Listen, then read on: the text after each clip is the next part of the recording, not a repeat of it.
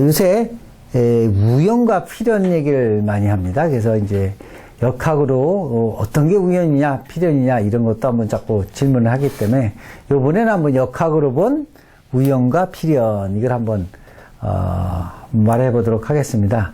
뭐 우연과 필연, 필연과 자유의지, 뭐 우연을 나타내는 말도 많고요.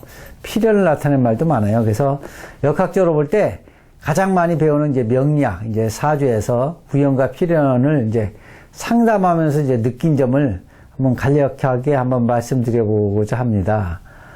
명리학에서 사주팔자인 게 원명, 이거요. 사주팔자인 원명은 뭐 숙명적인 관점이죠. 숙명적인 관점. 대운세운은 이제 운명적인 관점이고요. 그래서 이제 숙명적인 건 주로 이제 타고난 그릇, 뭐 자질, 또는 뭐 성격, 뭐 심성, 뭐 이런 등 하늘에서 부여받은 이제 천부적인 자질로 보고요. 이게 대운, 세운, 월은 이제 그 흐름, 그래서 운명으로 봅니다. 여기서 타고난 숙명, 이것은 바뀌지 않고 고정적인 걸로 보고요. 대운, 세운, 월은 이제 수시로 바뀌는 이제 유동적인 거죠. 그래서 대운은 이제 10년짜리라고 해서 어느 정도 필연으로 봅니다. 이건 필연. 필연으로 보고, 즉 10년 대운은 어느 정도 확정된 운으로 그 흐름을 거의 좀 피할 수 없기 때문에 좀 약간 우리가 얘기하면 필연으로 보고요.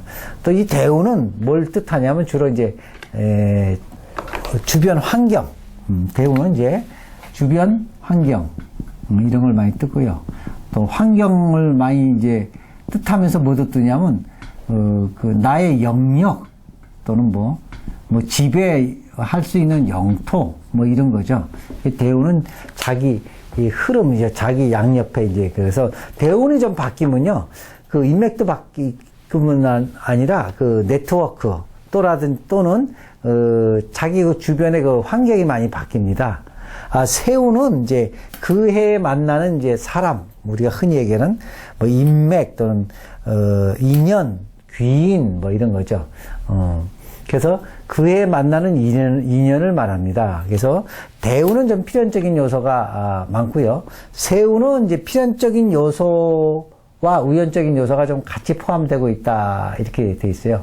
그래서 약간 이 세운도 내가 뭐 굳이 안 만나면 안 만날 수 있는 거지만 대운은 그냥 환경과 영토가 어느 정도 자기 그 의사가 아니래도 그 의사와 별개로 오는 것이 이제 대운이고요. 세운은 이제 필연과 우연의 요소가 좀 같이 포함되어 있다 이렇게 보고요.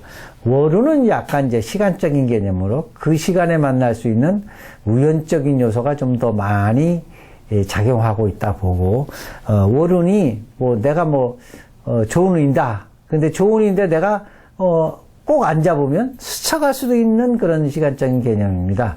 그래서 이 월운은 우연적인 요소가 있으나 필연적인 요소도 일부 포함되고 있다 이렇게 좀 저는 봅니다. 그래서 이는 본인의 취사 선택, 월운은 취사 선택이 가능폭이 좀 넓다 이렇게 보는 겁니다. 상담시 좀 많이 느끼는 거는 대운과 세운이 이제 겹쳐오는 거. 쉽게 얘기하면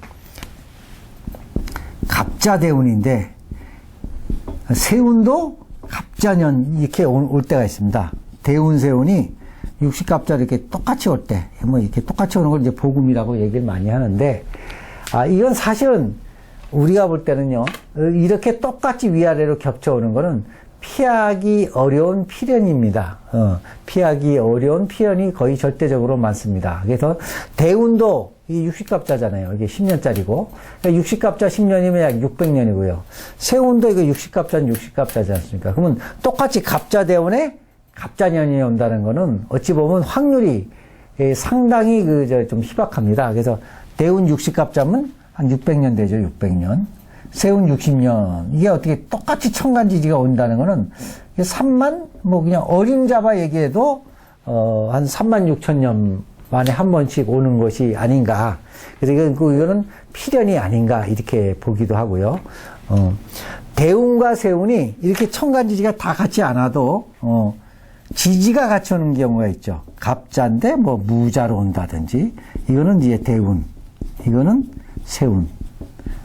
이렇게 오는 것도 어느 정도 피할 수 없는 필연의 요소를 많이 갖고 있으면서 아까 이거보다는 좀 덜하지만 약간 우연이 일부 조금만 있다고 저는 봅니다. 또한 대운, 세운, 월운이 삼합이 뭐 이인옷을 뭐 사육축식으로 삼합이 돼서 이렇게 들어오거나 또는 일지와 삼합이 되는 경우 이것도 약간 필연적인 요소가 있어서 피하기 어려운 필연적인 요소가 다분히 있다고 보는 거고요. 일지하고 또 대운이 뭐 여기 아마 축이라면 축술미 뭐 이렇게 온다든지 또 축술미인데 여기 와서 또 축술미가 된다든지 요렇게 충이나 형도 이렇게 오는 경우도 마찬가지라고 봅니다. 대운과 세운이 이렇게 겹쳐올 때는 해당 운이 기운일 때도 증폭 아주 커져서 오고요.